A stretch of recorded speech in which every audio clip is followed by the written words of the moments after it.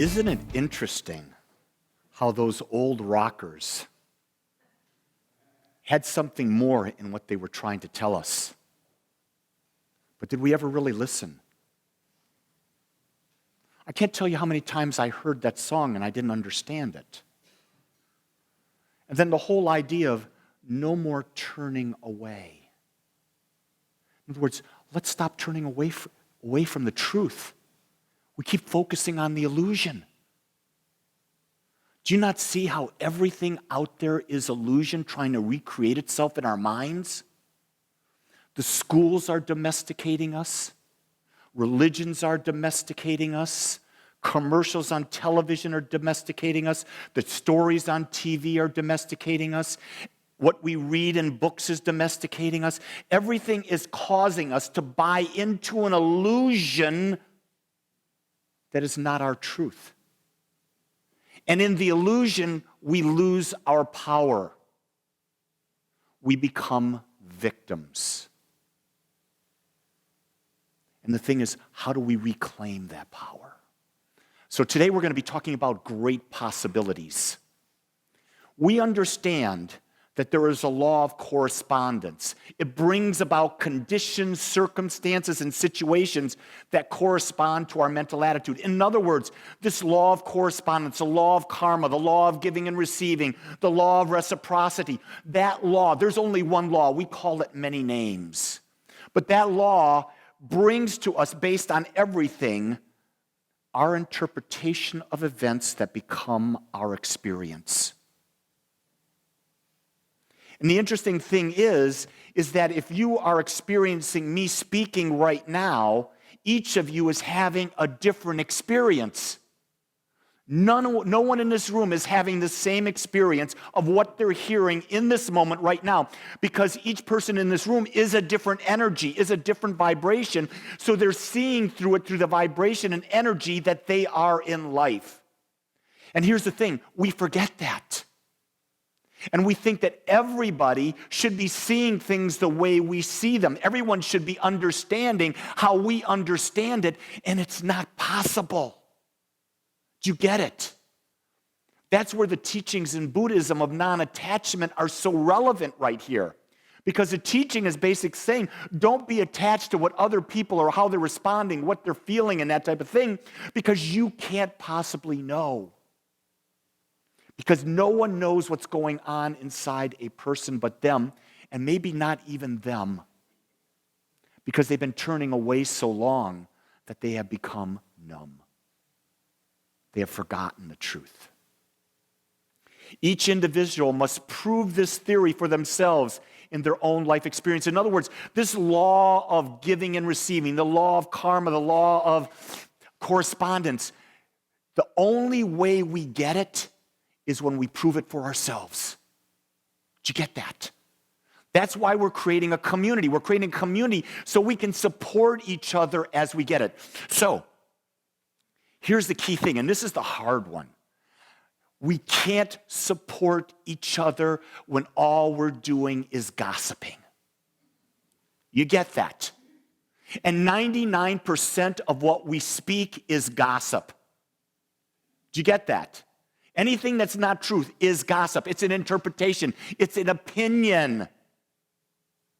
The thing is, we have gotten to the point where we buy in and we say our opinions are true. Do you notice that the polarization that's out in the world today? I'm right, you're wrong. I'm right, you're wrong. Those are just opinions. The truth is that it's an infinite power and presence. We're individualized expressions of it. We all are on this path to create our life experience however we choose. That's the truth. Everything else is made up. It's made up. I've decided that the perfect body of a 25-year-old female, for me, is the body my wife has today. Isn't that an interesting thing? Because when I create that association, it becomes my reality, so I want not what I have. Do you get that? See, the illusion is what? I'm using the body because that's an easy one. The illusion is, here is the model female. Look in any magazine. Look at the Miss America contest. Look at this contest. We've been bought into the illusion, and that's the perfect body. Guess what? There are over 3.5 billion women, 3.5 billion men, and no two bodies are alike. So let me tell you right now, out of all those 7.5 billion people, what you're looking at is the perfect body. Me. Because it's all I can be. Do you get that? All I can be is the perfect me. Just like all you can be is the perfect you. We got to stop trying to be like someone we're not. And we've got to embrace ourselves. Here's the thing I say about the body. The body is here for us. The soul took this body so it could experience life. The body you want to create for yourself is the body that allows you to fully experience life the way you want to experience it. That's the perfect body for you. It gives you the ability to do what you want to do on the planet. The limitations we find encircling us have but one source. They spring from our thoughts. All limitation comes from our internal perception, within our own mind. They are the results of our negative, habitual thought patterns, conscious or tucked away in the subconscious mind. Here's the thing. We have thought patterns, I must please Lydia in order for me to be happy. If she doesn't like how I'm pleasing her, I'm going to be miserable. Or I must please Jean and Susie and all these other people. We go through life trying to be people pleasers, and when we become people pleasers, we stop being ourselves. We stop being ourselves. We're what? Actually hating ourselves? Isn't not accepting yourself love? And when you don't accept yourself and you try to be something else, you're doing the opposite of love, which is hate. You really hate yourself when you're being a people pleaser, because you're not authentic. And the only place we love is in authentic living. That's the only place we love. So when people tell you, you need to change to do this and make me happy, don't. Say, this is who I am. Make sure you're being authentic first. Make sure you're being the most authentic and real you that you're aligned with yourself. Because sometimes, my wife will tell me, well, Lee, you're not being the guy you say you're going to be. And I want to go, the B word almost came out. And I pause. And I say, does she have a point? If she has a point, I change. If she doesn't have a point, I don't change. You see, it's that simple. The key thing is that when you're being yourself and authentic, you never have to apologize. Do you get that? If someone gives you a creative suggestion about how to be and you honor that suggestion, the greatest gift you could give them, well, you're right. No, that's not the greatest gift you can give them. You can change. You just become the person. They'll see it. They don't have to have that affirmation. You're not there to please them. I'm breaking a lot of paradigms we've been brought up with. We've been brought up to people please. We've been brought up to give people answers to things. You don't have to do it. Here's why you don't have to do it. Look at the world today. If you do what the world has taught you to do, you're going to have the same experiences over and over again. Do you want those experiences or do you want different experiences? If you want different experiences, you've got to live differently, and to live differently means you've got to live boldly. You've got to be bold. Once a goal is reached, we need to be sure to establish another, or else the first goal becomes a limiting factor on any future accomplishments. Do you get that?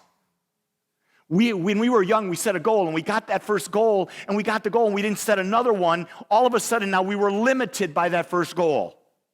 But we weren't meant to be limited. We were meant to be expanding.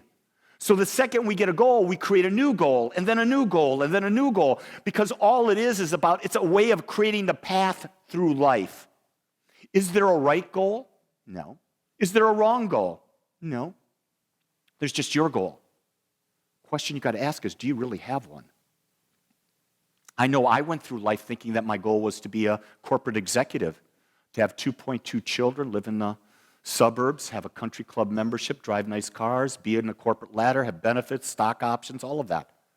I achieved that goal. And I was miserable because it wasn't me. It was a goal of the society where I was brought up. Where I was brought up in Dearborn, Michigan, everyone there was basically a child of a Ford or General Motor executive. I just happened to be the child of a fireman. But I was surrounded by that consciousness, so the consciousness that permeated me became my consciousness. It's real interesting. I have a 50th reunion next year. I'm on a Facebook page right now that's for that group. And I'm watching the people on the Facebook page, and they're still in high school. They're still in high school. They're still living in the same circles with the same ideas and that type of thing. It's not that they're bad, it's not that they're wrong, but that they create a new goal. Here's the thing about creating a new goal. Is the goal going to expand you, and will it help others? See, those are the two things that make a goal meaningful. Is it self-expansive, and will it help others?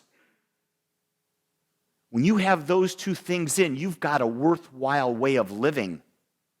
And guess what? When you do that, abundance must come back to you because you're being of service, and service will bring back to you. So know that. In fact, this first goal may have been so firmly implanted in our way of thought that it will be a little difficult to supplant it. When we've implanted, this is how it's got to be. This happens a lot in relationships. I have an image of a relationship. I get into that relationship. I'm in that relationship for a while. That relationship fails.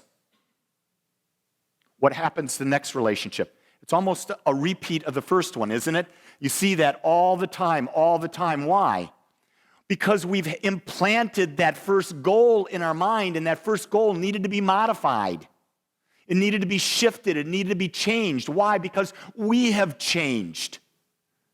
See, the needs that we had when we first set the goal of a relationship were one thing, but we've evolved. We become more and more and more every day, and when we become more, then what we desire to share with someone changes. So we've got to change and have a goal that is more a match to who we are at that moment.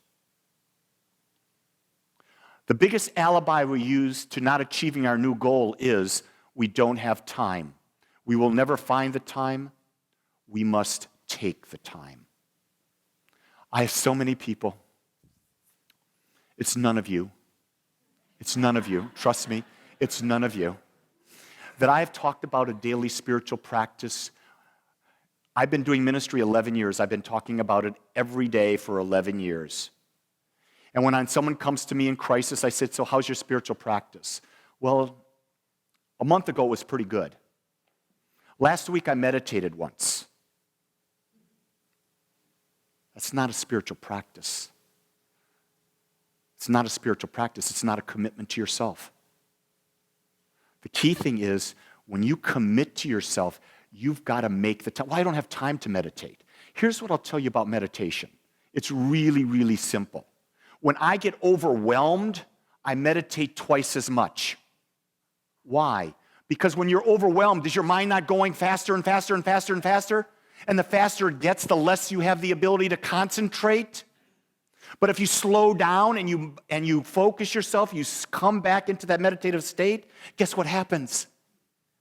You process so much quicker, so much more effectively, because all the confusion is gone. If you're going to be with someone that you love, you should meditate first.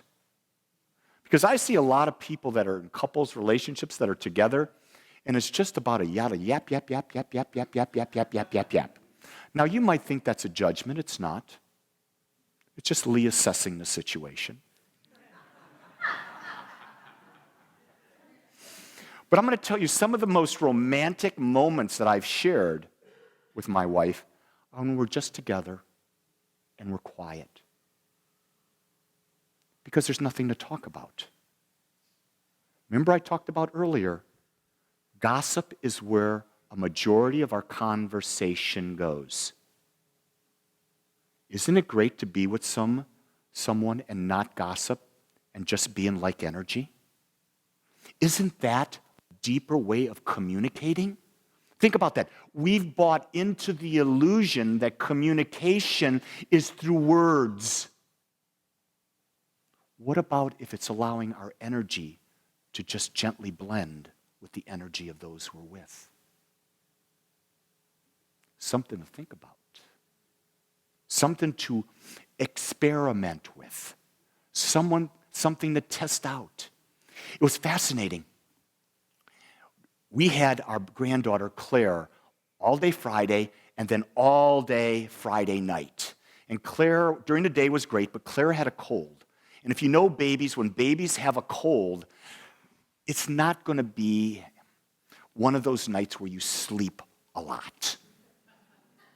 And so we got her to bed. It was like 8 o'clock, and we immediately got in bed because we learned when we were parents, when the baby goes to bed, you go to bed. Because you got to sleep when the baby's sleeping. So we go to bed, 9:30. We're up. And we got the baby, and Jean's got the baby for a while. She's holding her. She's rocking her. The baby's comforting. I could see Jean was getting tired, so we do the switch, and I took her. And I was on the couch, and I had her lying across my chest like this, so her heart was pressing against my heart. And she calmed down, and I realized, okay. So I went up to the bed, and I got in the bed, and I put her across my heart again, put the pillow here, and what I knew was she was absorbing my energy. So I had to remain calm to keep her calm. And then what happened is I was able finally, thank God, to let her go and get down because this side of me was totally numb. But we got a couple hours of sleep from that. And that's one of the things that you realize. The baby was like a thermometer. When we were with the baby, we realized that it was our energy that would either stoke the fire or calm the fire. That's true with any human being you're with. When you're with someone, what is the energy you're bringing to that situation? Because the energy you're bringing to it will either feed the fire or will bring it into peace. See, that's why we always say the responsibility's within us. It's not outside of us. It's not for them to change. You see, when we change, they must change or they leave. Did you get that? Because like energies come together. Energies that are not alike must go apart. As long as there's a bit of crossover in energy, a possibility of a relationship exists. When there is no crossover, no frequency that's possible to align, there cannot be a relationship. Do you get that? We're just not meant to be with everyone. Can you understand that? That's not good or bad. We're just not meant to be with anyone. Anyone here ever been divorced? Are you meant to be with that person today? Let me hear no real loud. Yeah, why? You weren't a vibrational match. Not bad, not good, right? Just not a vibrational match. Your current changed. Their current went the other direction. Now your job is to decide, do I even want a relationship? Or how about if I just become someone who's tapped in, tuned in to the energy around me and find someone that is cohesive with me? Just an interesting observation.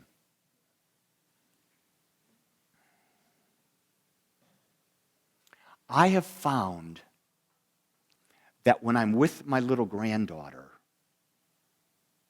I see so many possibilities for her. And because she's a granddaughter, I'm not wishing for any of them. What I'm knowing for her is that she can choose. And my role is to accept her and love her regardless of what she chooses. So here's the question I want to ask you. Can you accept yourself today, regardless of whatever you've ever chosen in your life, and embrace yourself and be willing to let go of the past so that you can move forward today? If you can do that, then you will live a life of gratitude. You will be living thanksgiving every day of your life. Let's pray. I want to thank you for joining us today. I'm so grateful that you took your time to watch or listen to this message. If you found this message beneficial, I would ask that you go to our website, agapecsl.com. Once there, click on the donate button and experience the joy of conscious and purposeful giving. Or if you would like, text your gift by simply dialing 972-532-6976. It is through your gifts that we are able to bring this message to you in the world. I would ask that if you like this message, to please subscribe to my YouTube channel under my name, Lee Wolak. Again, I want to thank you for joining me in the Agape community as we learn how to better self-love through conscious living.